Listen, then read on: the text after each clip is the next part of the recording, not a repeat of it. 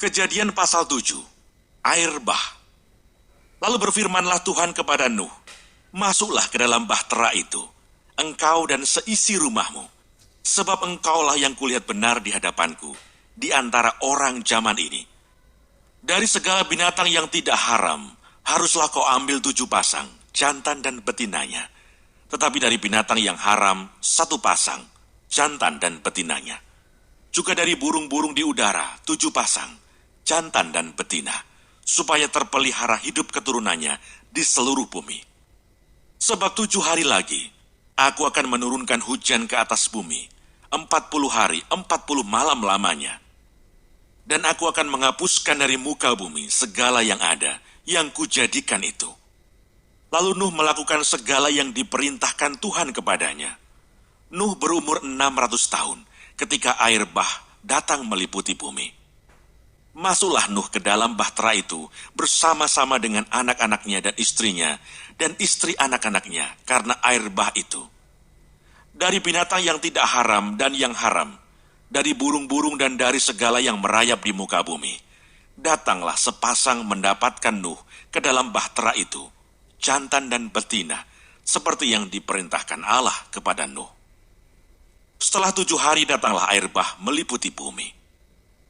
Pada waktu umur Nuh 600 tahun, pada bulan yang kedua, pada hari yang ke-17 bulan itu, pada hari itulah terbelah segala mata air samudra raya yang dahsyat, dan terbukalah tingkap-tingkap di langit, dan turunlah hujan lebat meliputi bumi 40 hari, 40 malam lamanya.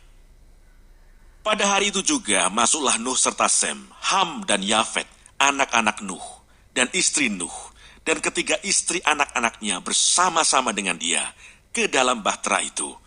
Mereka itu dan segala jenis binatang liar, dan segala jenis ternak, dan segala jenis binatang melata yang merayap di bumi, dan segala jenis burung, yakni segala yang berbulu bersayap.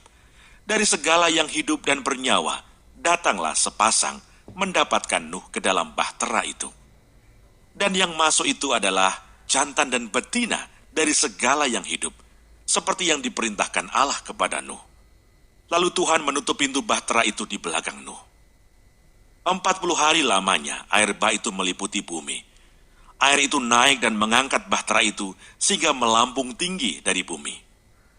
Ketika air itu makin bertambah-tambah dan naik dengan hebatnya di atas bumi, terapung-apunglah bahtera itu di muka air.